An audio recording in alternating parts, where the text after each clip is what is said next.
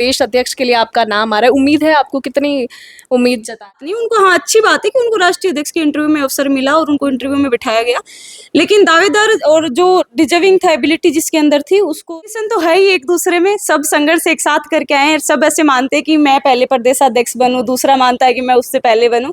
तो सब में 150 लड़कियां अगर हमारी बिहाफ पे आ रही हैं, हम लोग उनको आगे कर रहे हैं मजबूती से, तो संख्या बढ़ेगी, महिलाओं की संख्या बढ़ेगी, महिला लीडर तैयार होंगी, महिलाओं का नेतृत्व बढ़ेगा, फिर ही तो आप महिला रिजर्वेशन लेके आएंगे। जब लीडर ही नहीं होंगी तो महिला रिजर्वेशन कहाँ से आएगा? जो वर्किंग करने वाला जो कार्यकर्ता होता है वो दिखता है कि कौन जेन्युइन मेहनत करता है, कौन पैराशूटी है, और कौन आगे दक्काबूसी ग्रुपिज्म खेल के आगे बढ़ाया जाता है। तो ये सब चलता रहता है। पार्टी को मजबूत करने का काम करें, कुछ भी हो, कितना भी कुछ हो, घर का भेद घर में ही रहे, मिसमैनेजमेंट नहीं होना चाहिए। नेता और कितना अच्छा नेतृत्व वहां से निकलता है, तो वो मैं ऐसा मानती हूँ, वो आप छात्र संघ यूनियन के जो चुनाव वो बंद करवा देते हैं, तो उनका गला घोटने का काम आप कर रहे हैं। राजस्थान की छात्र राजनीति में इन दिनों एक मुद्दा सुर्खियों में बना हुआ है, क्योंकि विनोद जाखड़ वो अब एनएसयूआई के राष्ट्रीय अध्यक्ष बन चुके हैं। तो कहीं ना कहीं जो प्रदेश अध्यक्ष का जो ओहदा था वो खाली है, और कई तमाम ऐसे नाम आ रहे हैं और कयास लगाए जा रहे हैं कि आखिर अगला जो है अध्यक्ष कौन बनने वाला है, प्रदेश अध्यक्ष इस बार कौन बनेगा। एनएसयूआई का ऋतु बराला हमारे साथ है, जिनका नाम भी उन्हीं तमाम नामों में से है जो कि इन दिनों सुर्खियों में बना हुआ है। पहले तो ऋतु जी, खटक में मैं आपका स्वागत करती हूँ। देखिए, द खटक चैनल का मैं भी धन्यवाद करती हूँ कि आप लोग हमारी छात्रों की आवाज़ पूरे प्रदेश और देश की तमाम आवाम तक पहुँचाने का काम कर रहे हैं। धन्यवाद आपका। अच्छा, अभी विनोद जाखड़ जो हैं एनएसयूआई के राष्ट्रीय अध्यक्ष बने हैं। राजस्थान से ऐसा पहली बार हो रहा है कि कोई युवक और दलित परिवार से जो है एक अच्छा संदेश तो साथ ही गया ही है। आप भी वहाँ पहुंची थी जब शपथ ग्रहण समारोह था, क्या कहना चाहेंगे, कितनी खुशी है? देखिए, बहुत ही अच्छा एक मैसेज गया है पार्टी की ओर से, बहुत अच्छा संदेश गया है कि एक दलित परिवार का और साधारण परिवार का, मध्यम वर्गीय का युवा मतलब विद्यार्थी को मतलब ऐसा अवसर दिया है कि राष्ट्रीय अध्यक्ष बने। और राजस्थान के लिए तो बहुत ही खुशी की बात है कि इतिहास में पहली बार राष्ट्रीय अध्यक्ष राजस्थान को दिया गया है। और उसके साथ साथ देखिए, मैं ऐसा मानती हूँ कि विनोद भैया 2014 से मतलब राजस्थान कॉलेज के प्रेसिडेंट थे, तब से लेके लास्ट तक मतलब उन्होंने संघर्ष ही किया है, और ये संघर्ष और उनकी योग्यता को देखते हुए उनको दिया गया है, और बहुत ही अच्छी बात है। और पूरे युवाओं में ये मैसेज जाता है कि अगर आप लोग भी संघर्ष और ईमानदारी से पार्टी के लिए मेहनत करते हैं और संगठन में छात्र छात्राओं की आवाज उठाते हैं, तो आपको पार्टी मौका देती है। कहीं ना कहीं जब इंटरव्यूज हो रहे थे राष्ट्रीय अध्यक्ष के लिए, निर्मल चौधरी भी वहाँ पहुंचे थे, लेकिन जब शपथ ग्रहण समारोह हुआ तो वो वहाँ नहीं पहुंचे। क्या लगता है, किसी तरह की नाराजगी है? देखिए, नाराजगी तो पार्टी की किसी से नहीं है। और निर्मल या तो किसी अपने निजी जीवन में या किसी निजी काम में व्यवस्थित होंगे, वरना सभी लोग आए हैं पार्टी के, जो भी और अन्य कार्यकर्ता हैं, जितने भी वर्कर हैं, सभी लोग वहाँ पे आके गए हैं, क्योंकि ये तो खुशी का माहौल है। और निर्मल भी राजस्थान से ही हैं, हम लोग भी राजस्थान से, सब लोग गए हैं वहाँ पे। ऐसा नहीं है कि निर्मल को अवॉइड किया कहीं गया। ना कहीं कॉम्पिटिटर हो गए थे एक तरह से। नहीं, कॉम्पिटिटर तो देखिए, विनोद तो यूनिवर्सिटी प्रेसिडेंट रहे हैं, और विनोद भैया तो राष्ट्रीय अध्यक्ष रहे हैं, 4-5 बार दिल्ली प्रभारी रहे हैं, उसके बाद स्टेट प्रेसिडेंट रहे हैं, उसके बाद उन्होंने मतलब राष्ट्रीय अध्यक्ष की जिम्मेदारी उठाई है। तो मैं ऐसा मानती हूँ, कॉम्पिटिटर वाली बात नहीं उनको, हाँ अच्छी बात है कि उनको राष्ट्रीय अध्यक्ष के इंटरव्यू में अवसर मिला और उनको इंटरव्यू में बिठाया गया, लेकिन दावेदार और जो डिजर्विंग था, एबिलिटी जिसके अंदर थी, उसको राष्ट्रीय अध्यक्ष बनाया गया। तो ये पार्टी का अच्छी समझदार और अच्छा डिसीजन है, मैं ऐसा मानती हूँ। कहीं ना कहीं देखिए, मैसेज तो अच्छा गया है कि राजस्थान से पहली बार एक युवा जो है वो इतने बड़े पद पर पहुंचे हैं, लेकिन अब सबसे बड़ा जो राजस्थान में सुर्खियों का मुद्दा बन गया है कि जो राष्ट्रीय अध्यक्ष का, प्रदेश अध्यक्ष का जो ओहदा है वो खाली हो चुका है। तमाम नाम जो है वो सामने आ रहे हैं, हर जगह यही चर्चा है कि आखिर अब एनएसयूआई का राष्ट्र जो ये प्रदेश अध्यक्ष है वो कौन बनने वाला। उसी में से एक नाम आप भी है, ऋतु बराला। क्या कहना चाहेंगे, कितनी उम्मीद है? देखिए, उम्मीद तो मैम कहीं न कहीं अभी सब लोग, हम लोग अपना-अपना संघर्ष कर ही रहे हैं। अभी दिल्ली में भी संकल्प सभा हुई थी, तब सब लोगों ने अपनी-अपनी अच्छे से शक्ति प्रदर्शन किया, अपनी-अपनी दावेदारी सब लोगों ने दिखाई है। और कॉम्पिटिशन तो है ही एक दूसरे में, सब संघर्ष एक साथ करके आए हैं, सब ऐसे मानते हैं कि मैं पहले प्रदेशाध्यक्ष बनूँ, दूसरा मानता है कि मैं उससे पहले बनूँ।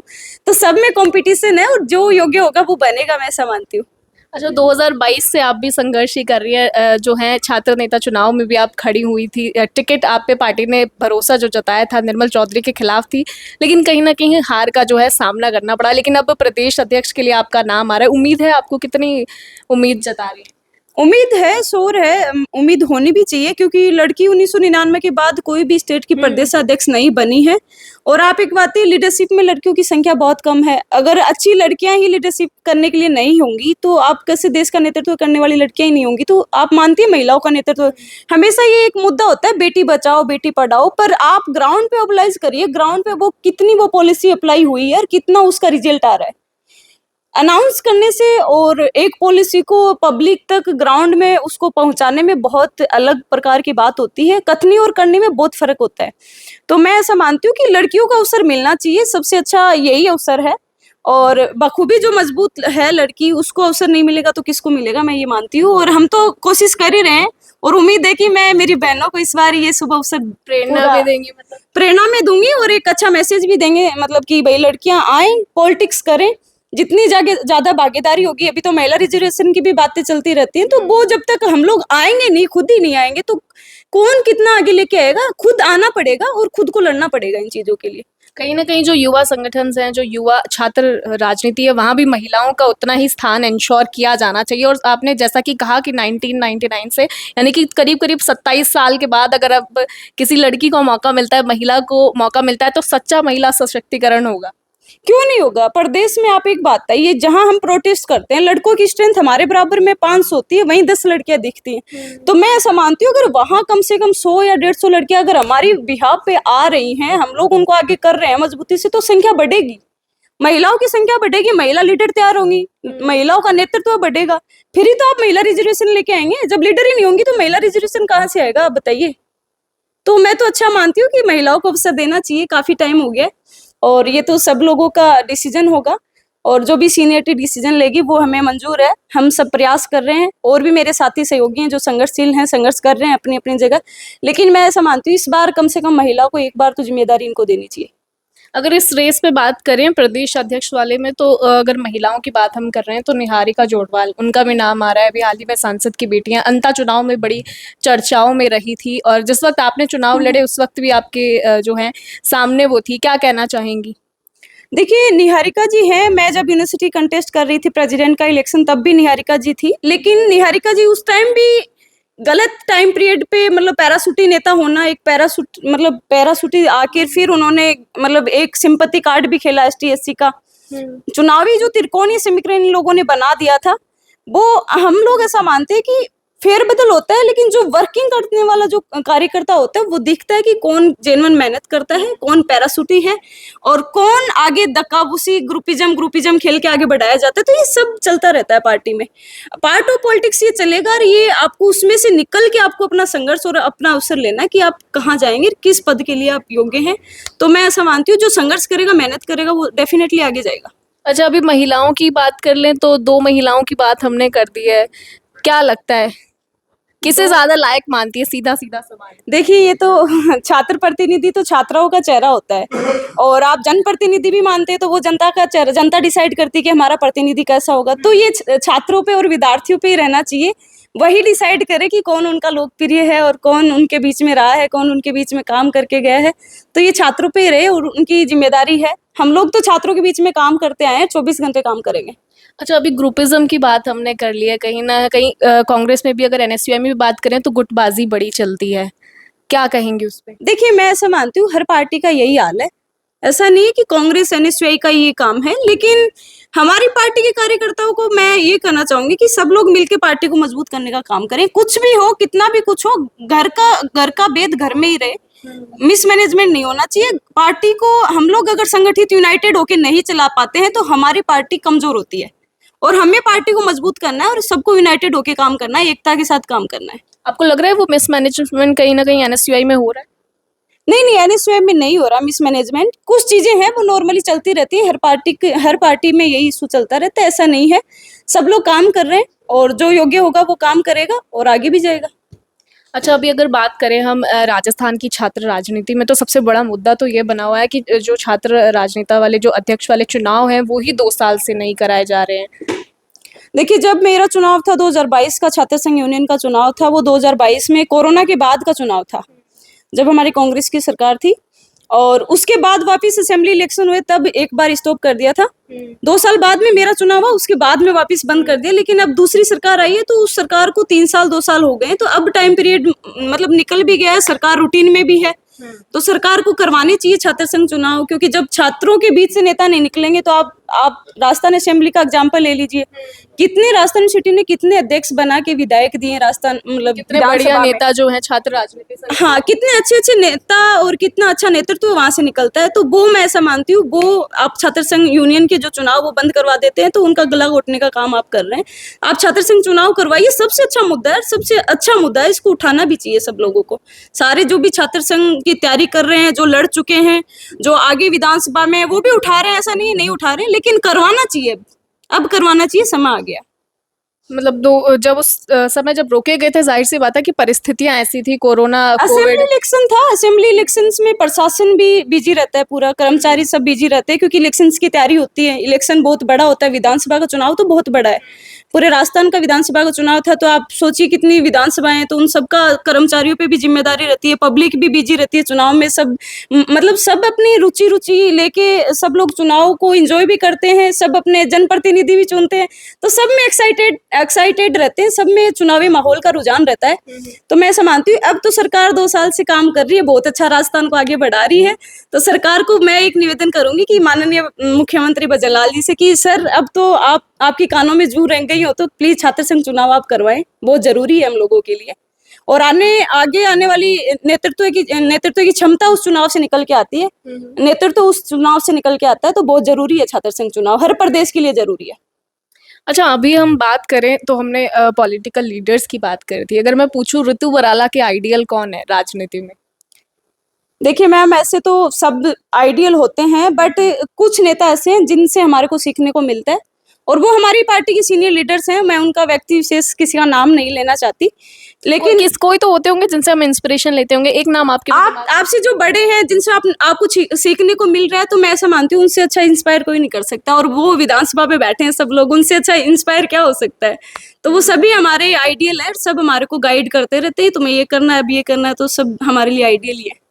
अच्छा, अब एक आखिरी सवाल मेरा रहेगा कि अभी अगर आप प्रदेश अध्यक्ष के रूप में चुनी जाती हैं, क्या लगता है कि क्या क्या ऐसी चीजें हैं जिन पर और काम किया जाना चाहिए छात्र राजनीति में, अगर बात करें या छात्रों के हित में कहें? देखिए, सबसे पहला मुद्दा तो छात्र संघ चुनाव का ही होगा हम लोगों का। फिर प्रदेश में महिला लीडर तैयार करना सबसे दूसरा। ये आपने कॉन्स्टेंटली ये बात बोली है, ये जरूरी भी है। हमारे प्रदेश की महिला साक्षरता बराबर की है, और जरूरी भी है कि महिला नेतृत्व भी बराबर का है। तो हम लोग, क्या लगता है क्या कारण है कि महिलाएं इतनी आगे नहीं आ पा रही?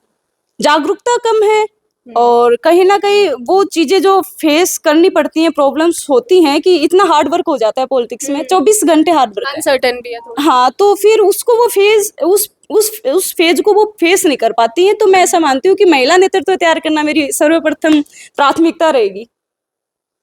अच्छा, अभी आपको कोई छोटी भाई बहन या कॉलेज में यूनिवर्सिटी में मिलते हैं, ऐसे कुछ डाउट्स उनके होते हैं जो आप इंस्पायर करती हैं, कुछ कहती हो उनसे? डाउट्स बहुत होते हैं। देखिए, छात्र संघ चुनाव बंद हुआ है तब से जो वीसी महोदय हैं हमारे यूनिवर्सिटी में आरएसएस का शस्त्र पूजन करवा रही हैं। आप सोचिए, छात्र संघ चुनाव होता है तो शस्त्र पूजन हो सकता है हमारी यूनिवर्सिटी में? बिल्कुल नहीं हो सकता। आप किसी भी शैक्षणिक संस्थान में किसी भी मतलब समुदाय का या किसी भी संघ का आप एक प्रोग्राम नहीं करवा सकते। आज आपने राजस्थान विश्वविद्यालय में कराया, ऐसे आप राजस्थान की कितनी शिक्षण संस्थाएं हैं जिनमें आप कल को प्रोग्राम करवाएंगे?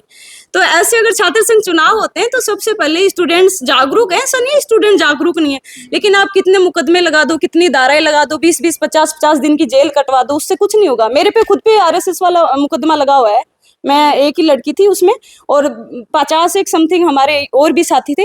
लेकिन मैं ऐसा मानती हूँ कि आप ऐसे करके मतलब स्टूडेंटों को जो ब्लाइंड आप करने का काम कर रहे हैं ना प्रशासन के थ्रू, वो बिल्कुल नहीं होगा, सरासर गलत है। और इसके कारण हम यही मानते हैं कि छात्र संघ चुनाव भी आपने शायद इसी डर से किया होगा कि हम कैसे अपनी शाखाओं को कैसे स्थापित करें। तो सॉरी, ये नहीं होगा, बिल्कुल भी शाखा स्थापित नहीं होंगी। हम खुला लड़ेंगे, और पूरी यूनिवर्सिटी के जो छात्र हैं और छात्राएं उनको जगा के लड़ाई लड़ने का काम करेंगे, ऐसी क्रांति लाएंगे, पसीने छुटा देंगे उनके।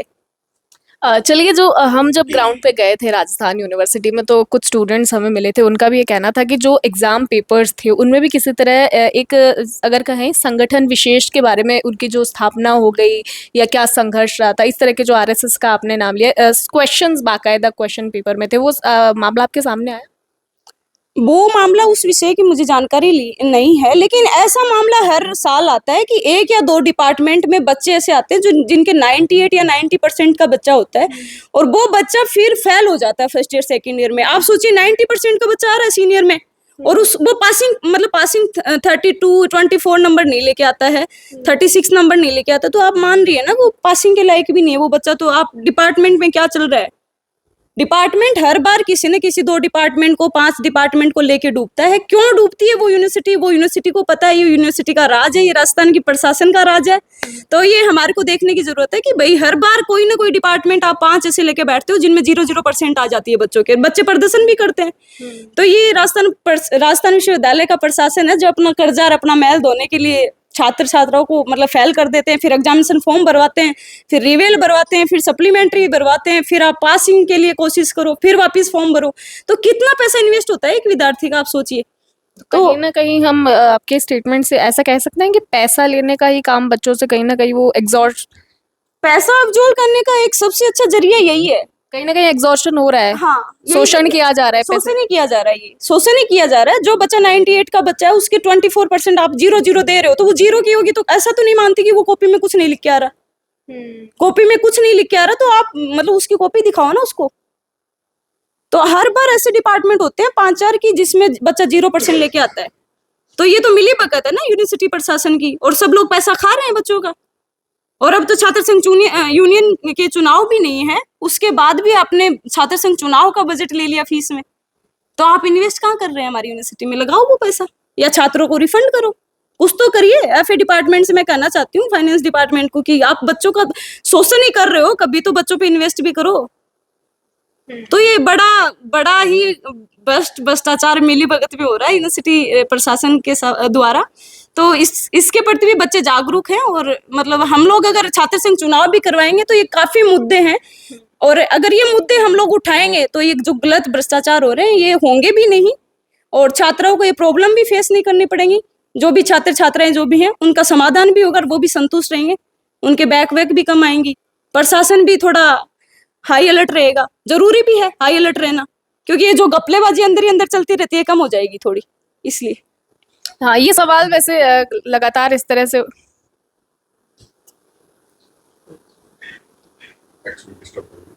ओके ठीक है, ये आई थिंक इनफ है ना? ओके देखिए, ये जो है स्थिति राजस्थान में बनी हुई है, क्योंकि राष्ट्रीय अध्यक्ष एनएसयूआई के चुने जा चुके हैं। अब प्रदेश अध्यक्ष की बात थी, ऋतु बराला जी से आज हमने बात की, जिनका नाम उन नामों में शुमार है जो कि अब प्रदेश अध्यक्ष के लिए दिए जा रहे हैं। उम्मीद जताई जा रही है कि शायद इन्हीं में से कोई जो है जगह बनाएगा प्रदेश अध्यक्ष के लिए। उम्मीद करते हैं कि ये बातचीत आपको पसंद आई होगी।